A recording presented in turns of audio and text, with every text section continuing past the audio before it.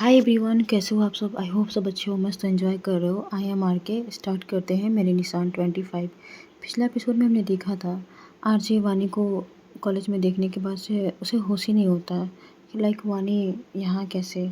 ये यानी कि जो गले लगाने वाली बात थी वो सच था। इसी सब ओवर थिंकिंग की वजह से आरजे की हालत ख़राब हो जाती है एंड वो ऐसे कॉलेज में सबके सामने बेहोश हो जाती है। बट वानी ने उसे कैच कर लिया था। अब आगे वानी की बाहों में आरजे होती है जो कि अब अपनी आंखें बंद कर चुकी होती है। वानी कहती है, आरजे क्या हुआ, उठिए ना। आरजे क्या हुआ, उठिए ना। वो सेक करती है आरजे को, बोलती है कोई हेल्प करो, कोई हेल्प करो। आरजे क्या हुआ, उठिए ना। आप ऐसे कैसे बेहोश हो गई। आरजे उठिए, आरजे मेरी तरफ देखिए, मैं हूँ, मैं वानी। आरजे तभी कॉलेज में जितने भी सारे आसपास के स्टूडेंट थे वो भीड़ इकट्ठा हो जाती है एंड वो सब आरजे को उठा के लेके जाने लगते हैं। वानी कहती है, आरजे क्या हुआ है, मैं वानी हूँ, क्या हुआ है आरजे। अब ठीक है ना, अब कैसे बेहोश हो गई। ना जाने पता ही नहीं चलता वानी की आंखों से कब आंसू छलक रहे हैं, अन्न गिर रहे हैं। बोली लड़खड़ा रही होती है वानी को, लेकिन वानी को कुछ भी एहसास नहीं होता है कि वो यहाँ पे एज अ प्रोफेसर ही आई है एंड वो एक स्टूडेंट के लिए वो इतनी रो रही है। वानी को फिक्र ही नहीं होती है कि वो किस सिचुएशन में है। बस इस चीज़ की टेंस होती है, इस चीज़ की परवाह होती है कि आरजे को क्या हुआ है, आरजे कैसे बेहोश हो गई। भीड़ देखने के बाद से टीको को भी कुछ ऐसा लगता है कि कुछ तो वहाँ पे हुआ है। टीके भी वहाँ पे फॉलो करती है, देखती है कि आरजे को नर्सिंग रूम के पास ले जाया जाता है। तभी टीके बोलती, क्या हुआ आरजे को, आरजे तो ठीक है ना। तभी वो वानी जो है वो हर टिक्की को देख लेती है और बोलती है, ठीक है क्या हुआ है आरजे को, ये ऐसे कैसे बेहोश हो गई, अभी तो ये चल रही थी, ऐसा क्या हुआ है, ये ठीक तो है ना, कहीं मुझे देखने से कहीं इन्हें कोई प्रॉब्लम तो नहीं हो गई ना। तभी जो टिक्की होती है वो आरजे को देख के अब वानी की तरफ देखती है। वानी मैम यहाँ पे, ओ यानी कि आरजे की तबीयत इस वजह से ख़राब हुई है। तभी जो टीके होती है बोलती है, वानी मैम आप यहाँ पे कब आई। तभी वानी बोलती है, ये सब बातें बाद में हो जाएंगी, पहले ये बताइए आरजे ठीक तो है ना, ये कैसे बेहोश हो गई, कुछ कुछ प्रॉब्लम है क्या, कोई बात है क्या। तभी जो टीके होती बोलती है, कोई बात नहीं है, मैं आरजे के डॉक्टर को कॉल करती हूँ, थोड़ी देर में यहाँ पे आ जाएंगे। ये कह के टीके जो होती है वो आरजे के डॉक्टर को कॉल करती है। डॉक्टर जो होती है वो तुरंत कॉल रिसीव करने के बाद से वो बोलती है, ठीक है मैं 15 मिनट में आ रही हूँ, मैं आस पास में ही हूँ। एंड डॉक्टर जो है वो आ जाती है 15 मिनट में। इधर नर्सिंग होम में आरजे को लिटाया गया था। ऐसे एक्स्ट्रा जो प्रिस्क्रिप्शन होते हैं, जो तो मेडिसिन होते हैं, कोई भी चीज़ देने से टीके मना कर देती है क्योंकि आरजे के प्रॉब्लम कुछ और ही होते हैं। तो ये सारे जो मेडिसिन है ये सब तो काम आते नहीं, इसलिए टीके ने 15 मिनट तक होल्ड करके रखा था। जैसे ही जो डॉक्टर होती है वो आती है एंड आने के बाद से वो आरजे की हालत देखती है एंड बोलती है कि घबराने की बात नहीं है, मुझे लगता है स्ट्रेस लेवल ज़्यादा हो गया है, इसलिए या फिर ऐसा कोई भी चीज़ हो सकता है, ऐसे ऐसे इसने आरजे ने ओवर थिंकिंग कर ली इसलिए बेहोश हो गई है। 2-3 घंटा सोएगी, ये उठ जाएगी, मैं एक इंजेक्शन लगा देती हूँ, लो डोज़ की चलेगी, लो डोज़ पे भी। ये बोल के वो इंजेक्शन इंजेक्ट करने लगती है। तभी जो डॉक्टर होती है उसकी नज़रें जाती है कि आरजे का हाथ किसी ने पकड़ा है एंड वो जब नज़रें उठा के देखती है तो प्रोफेसर वानी को देखती है। अब डॉक्टर जो है वो प्रोफेसर वानी को अच्छे से पहचानती है क्योंकि आरजे का जब भी चेकअप होता था तो आरजे के फ़ोन पे प्रोफेसर वानी के जो स्क्रीन्स थे वो इमेज थे वो स्क्रीन पे लगे हुए थे। इसकी वजह से जो डॉक्टर होती है वो पहचान लेती है। बट अभी वो उसे अपने पेशेंट की देखना था तो वो पेशेंट को अपने इंजेक्शन देती है एंड वो आरजे के फेस की तरफ देखती है एंड उसके गालों के पास ऐसे सहलाती है, कहती है जल्दी ठीक हो जाओगे, इतना परेशान क्यों होती हो, मैं हूँ ना। एंड ये चीज़ देख के जो वानी होती है वो डॉक्टर को एंड आरजे को देख रही होती है एंड ये देखने के बाद से वानी अपनी नज़रें फेर लेती है, ना जाने क्यों। डॉक्टर जो होती है वो टीके की तरफ देखती है एंड कहती है कि ये कैसे हुआ है। तभी जो टीके होती है बोलती है, पता नहीं, ये अचानक से मैं मुझे लगता है कि हमें बाहर बात करना चाहिए। ये बोल के जो डॉक्टर होती है टीके के साथ बाहर जाने लगती है। तभी जो वानी होती है बोलती है, 1 मिनट, बट हुआ क्या है, मुझे भी जानना है। तभी जो टीके होती है वो बोलती है, वानी मैम हम अभी आते हैं, ये कुछ अर्जेंट बात है, हम अभी आते हैं, आप आरजे के पास रहिए, उनका ध्यान रखिए। ये बोल के टीके वहाँ से डॉक्टर के साथ चली जाती है। डॉक्टर जब बाहर जाती है तो वो टीके से पूछती है कि क्या क्या हुआ है, अजय की हालत ऐसे कैसे ख़राब हो गई। ऐसा लग रहा है जैसे कि अजय ने फिर से बहुत ज़्यादा ऐसे ओवर थिंकिंग कर ली है एंड या फिर बहुत ज़्यादा वो डिप्रेशन फील कर रही है। तो जो टीके होती है बोलती है कि तुमने तो देख ही लिया ना डॉक्टर कि वानी मैम यहीं पे हैं एंड जब हम लोग लाइब्रेरी में पढ़ाई कर रहे थे तो स्टूडेंट ने ऐसे वानी मैम का ज़िक्र किया। ना जाने आरजे उस वक़्त बहुत खोई हुई थी पढ़ने में, बट वानी मैम का नाम सुनते ही वो वहाँ से इस तरह से भागी, वानी मैम को पागलों की तरह ढूँढ रही थी। एंड मैं भी पीछे हो गई, मैं भी उसे नहीं देख पाई।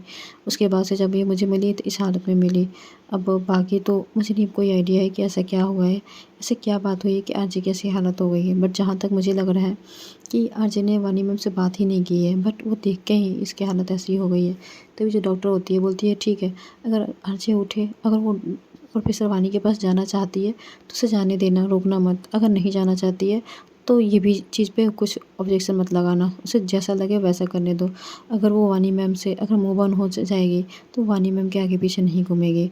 अगर ऐसा कुछ वो करती है, वो आगे पीछे फिर से करती है, तो फिर इसमें हम कुछ नहीं कर सकते हैं कि आरजे अपने आप को ठीक करना ही नहीं चाहती है। इधर ऐसे देखते-देखते टाइम बीत जाते हैं। डॉक्टर भी वहाँ से चली जाती है क्योंकि उनके भी पेशेंट देखने होते हैं। ठीक है, एंड वानी मैम उसी नर्सिंग रूम में बैठे होते हैं, आरजे के उठने की इंतज़ार कर रहे होते हैं। टिकी के पास आरजे के डैड का कॉल आता है एंड पूछते हैं कि आरजे ठीक तो है ना? आरजे कॉल क्यों नहीं रिसीव कर रही अपनी दादी का? तभी जो टिकी होती है बोलती है हाँ अंकल वो ठीक है। एक्चुअली में हम क्लास में थे, एक्स्ट्रा क्लासेस थी हमारे, इसलिए आरजे अपना फ़ोन साइलेंट करके रखी हुई है। एंड हम बस अभी यहाँ बाहर निकले हैं। मैं अभी थोड़ी देर में दादी को कॉल करके बात कर लूँगा घर पहुँचने के बाद से हम दोनों। तो जो आरजे के डैड होते हैं बोलते ठीक है, याद से कर लेना। इधर टाइम ज़्यादा होते जाता है एंड कॉलेज में एकदम से शांति सी हो जाती है। आरजे को अभी तक आँख नहीं खुली थी। वानी भी आरजे का वेट करते-करते वो वहीं पे अपना सर आरजे के हाथ पे रख के सो जाती है। टीके भी सामने सोफ़े पे इस तरह से बैठे-बैठे उसकी भी आँख लग जाती है। तभी आरजे की आँख खुलती है एंड वो अपने चारों तरफ कमरे में देखती है। तभी उसकी नज़र उसके हाथ पे जाती है जहाँ पे वानी मैम अपना सर रख के सोई हुई है। उनका गाल आरजे के हाथों पे था। ये देख के आरजे को बहुत अच्छा लगता है। आरजे थोड़ी सी उठती है एंड वानी मैम को प्यार से देखती है, बहुत प्यार से। उनके जो बाल थे ऐसे फेस पे आ रहे थे, उसे प्यार से ऐसे कानों के पास लगाती है एंड कहती है वाह! आपको देख के कितना अच्छा लग रहा है। ऐसा लग रहा है कि बस आपको यूँ देखते रहूँ। ऐसा लग रहा है कि आज शायद बहुत दिनों बाद मुझे जीना आ गया। काश ये सपना ऐसे ही, ये हकीकत ऐसे ही इसी पल में शुरू से यहीं पे ख़त्म हो जाता और मेरी सांस यहीं से शुरू होते यहीं पे ख़त्म हो जाती। काश ऐसा कुछ होता। आज ये देख के वानी मैम को अपने मन में ही बातें कर रही थी एंड वानी मैम को निहार रही थी। तभी जो वानी मैम होती है उन्हें महसूस होता है कि उन्हें कोई देख रहा है। नींद में भी सिक्स सेंस काम आती है ना। तो वानी मैम अपनी आँखें खोलती है एंड देखती है कि आरजे जो है वो उठ गई है। तभी वानी मैम को उठते हुए देख के आरजे जो है वो अपनी नज़रें घुमा लेती है एंड अपने हाथ पीछे कर लेती है एंड कहती है आप यहाँ पे क्या कर रही हैं? तभी जो वानी मैम होती है वो खड़ी होती है एंड आरजे के पास जाती है, कहती है ठीक हो आरजे? आपकी तबीयत कैसी है? आरजे बोलती है मैं ठीक हूँ, बट आप यहाँ पे क्या कर रही हैं मेरे पास? तभी जो वानी मैम होती है बोलती है आरजे को कि मैं यहाँ पे बस लेक्चर अटेंड करने के लिए आई थी, 3 मंथ के लिए। मुझे यहाँ से ऐसे ऑफ़र आए थे तो मैं सोची कि आ जाती हूँ, इसलिए हाँ, आपको अच्छा नहीं लगा क्या मैं यहाँ पे आई हूँ तो? तो आरजे बोलती है ये कॉलेज मेरे बाप की थोड़ी ना है कि कोई आए मेरी मर्ज़ी से, कोई जाए मेरी मर्ज़ी से। ये इस पे जो भी जिसका मन हो वो आ सकता है, जा सकता है। मुझे अच्छा लगने ना लगने की बात ही नहीं है। ठीक है, मैं घर जा रही हूँ। एंड ये उठ बोल के जो आरजे होती है वो उठने लगती है, बट आरजे जो है वो अभी सो के इतनी देर बाद उठी थी, तो अचानक से उठने से उसको ऐसे ऐसे धुंधला-धुंधला सा दिखने लगता है। आरजे की बॉडी काफ़ी पहले से वीक हो चुकी थी, ना ढंग से खाना खाना, ना अपना ख़्याल रखना, तो ये तो तुरंत थोड़ी ना इफ़ेक्ट दिखाते हैं, थोड़े दिन बाद दिखाते हैं। बस आरजे के साथ भी ऐसा ही कुछ हो रहा था। आरजे को हल्का-हल्का धुंधला दिखने लगता है, तभी जो वानी होती है वो आरजे के पास आती है ना, उसे ऐसे गले लगा लेती है। जब आरजे हल्के से ऐसे गिरने वाली थी बैठे-बैठे ही, आरजे भी वानी मैम के इस टच को फ़ील कर पा रही थी एंड वापस हग बैक करती है। पता नहीं ये हग बैक था या फिर उस बेहोशी में वो जो गुस्ताखी होती है वो थी।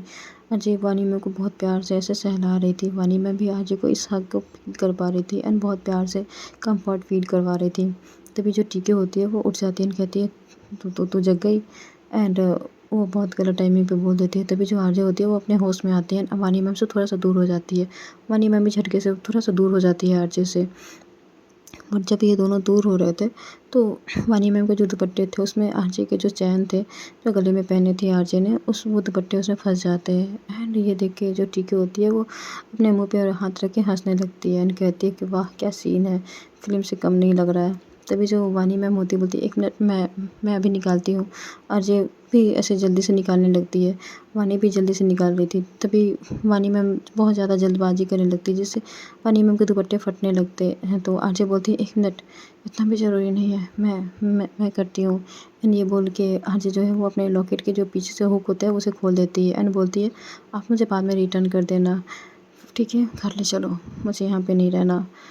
एंड ये बोल के टीके को आरजे बुला लेती है एंड आरजे बिना वानी मैम की तरफ देखे वो टीके के साथ ऐसे उसके कंधे पे हाथ रख के वहाँ से चली जाती है। टीके बोलती है ये क्या था?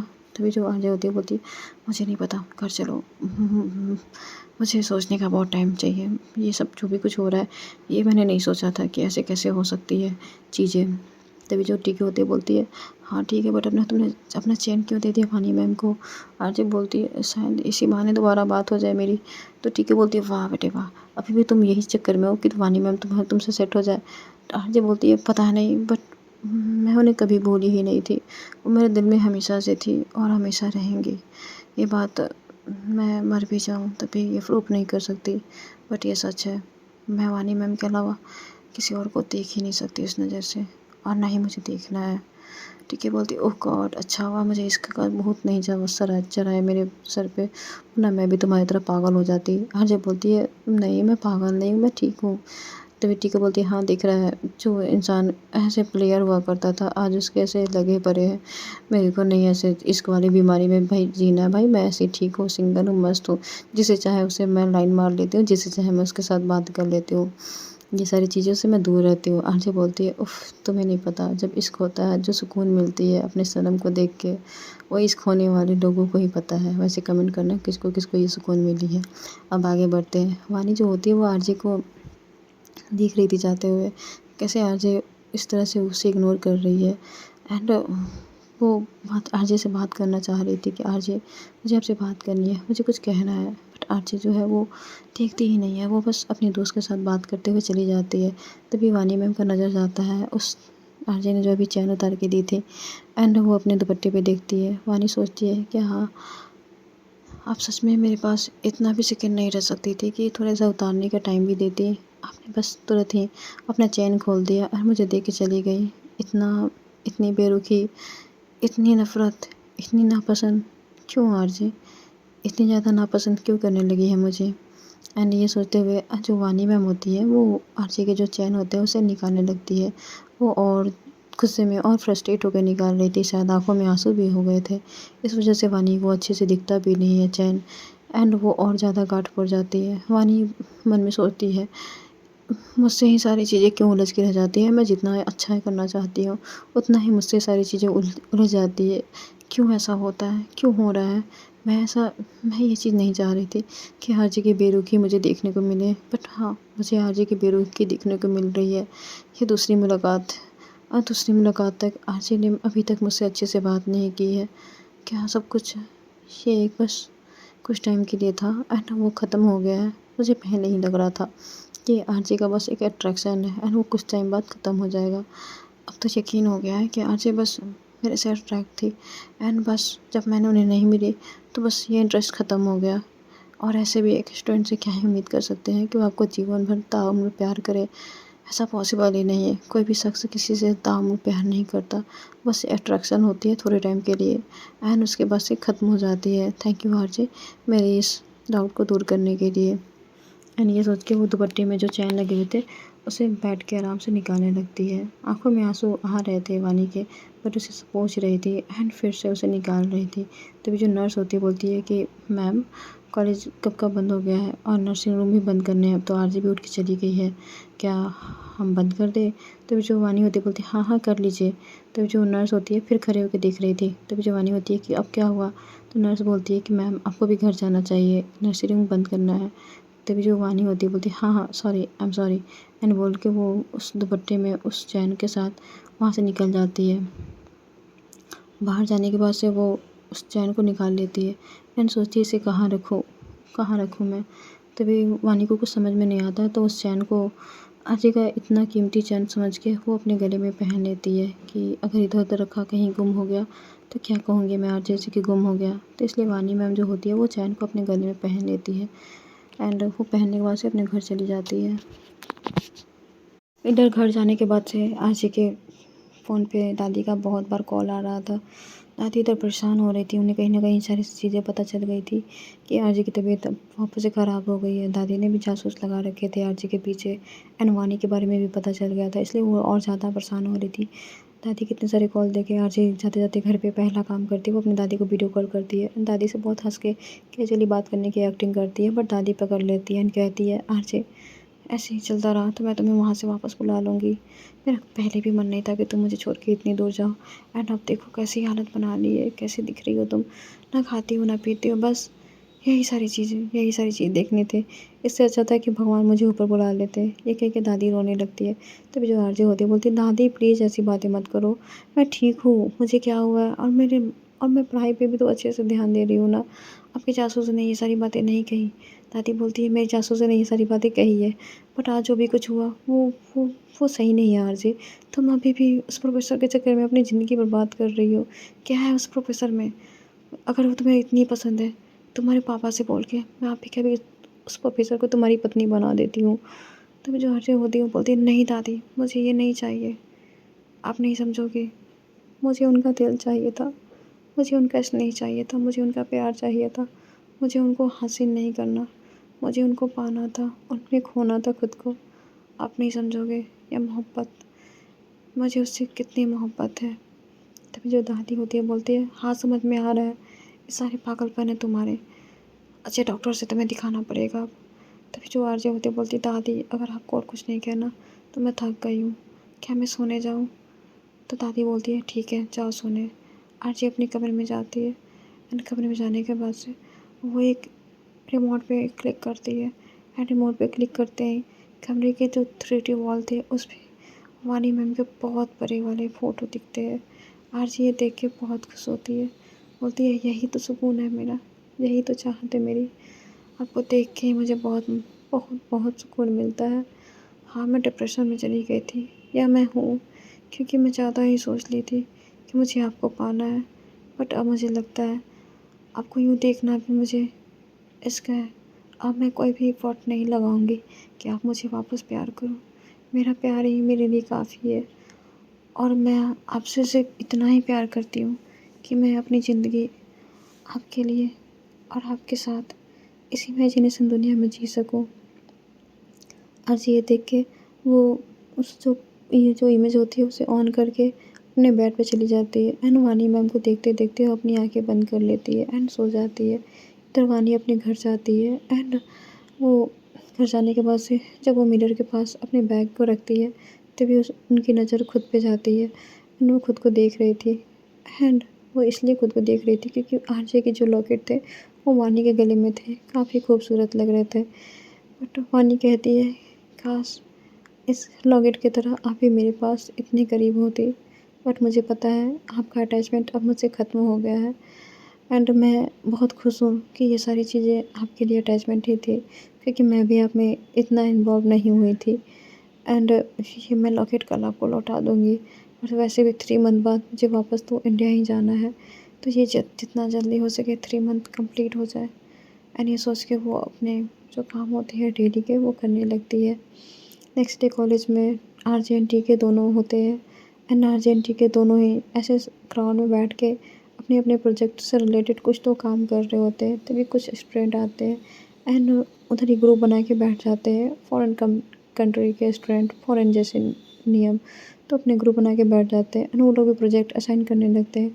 तभी उसमें से एक बंदा बोलता है कि जो न्यू टीचर मैथ की आई है ना, वो बहुत हॉट है, बहुत सेक्सी, मन करता है कि बस उसके साथ वन नाइट स्टैंड करूँ।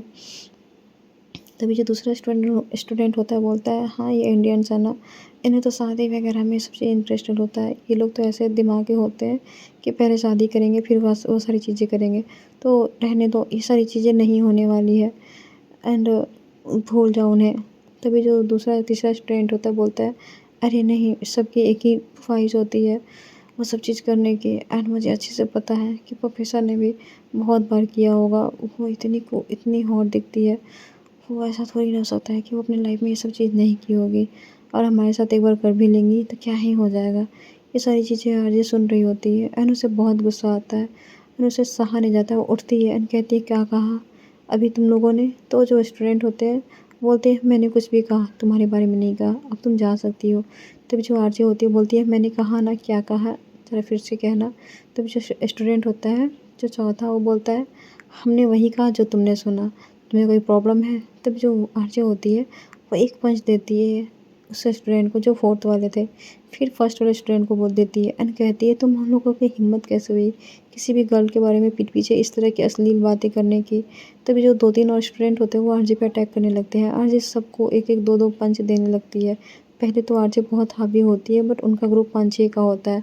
तो वो ग्रुप वाले अब आरजे पे अटैक करते हैं, इससे पहले ही टीके घुस जाती है मैदान में एंड टीके भी दे 2-3 लगाती है बट ये दोनों 2 होते हैं और उनकी तरफ से अब 8 से 10 बंदे आ चुके थे क्योंकि वो लोग वहीं के थे, तो उन लोगों का ग्रुप काफ़ी अच्छा खासा था। आरजे एंड टीके दोनों ऐसे दोनों अकेले ही उन सब से लड़ रहे थे एंड ये फाइट इतनी इंटेंस हो जाती है कि आरजे पे उन ग्रुप के एक लड़के ने एक बैट से ऐसे आरजे के सर पे लगा देती है एंड आरजे पे फाइट कर नहीं पाती है एंड उसके सर से ऐसे ब्लड बात सामने से ऐसे गिरने लगते हैं और वो बहुत ज़्यादा खून होता है, बहुत ज़्यादा। आरजे बस टिकी की तरफ हाथ बढ़ाती है एंड टिकी बोलती है, आरजे। एंड वो जो लड़के होते हैं जो अभी फाइट कर रहे होते हैं वो घबरा के वहाँ से भाग जाते हैं। ठीक है, अपनी दोस्त को जाके ऐसे पकड़ती है। आरजे बोलती है, प्लीज़ फ़ानी मैम का ख्याल रखना, अगर मुझे कुछ हो जाता है ना उनका ख्याल रखना। ये कह के आरजे अपनी आंखें बंद कर लेती है। आरजे को जल्दी से हॉस्पिटल लेके जाया जाता है। ओके गाइस, तो मिलते हैं नेक्स्ट एपिसोड में, आगे क्या होता है मेरे साथ बने रहिए। आपको स्टोरी कैसी लग रही है, अच्छी लग रही है तो लाइक कीजिए, कमेंट कीजिए। सॉरी मैं बहुत लॉन्ग नहीं दे पाई हूँ, मेरी तबीयत बहुत ज़्यादा ख़राब है बट मैं आप लोगों को हर्ट भी नहीं करना चाहती थी। मेरे मोबाइल्स आ गए आज बट यार तबीयत ठीक नहीं है मेरी। सॉरी, आप प्लीज़ गुस्सा मत होना। I am really sorry. मैं ट्राई करूँगी कल अच्छा एंड लॉन्ग ऐसे अपलोड करूँ। Bye, good night.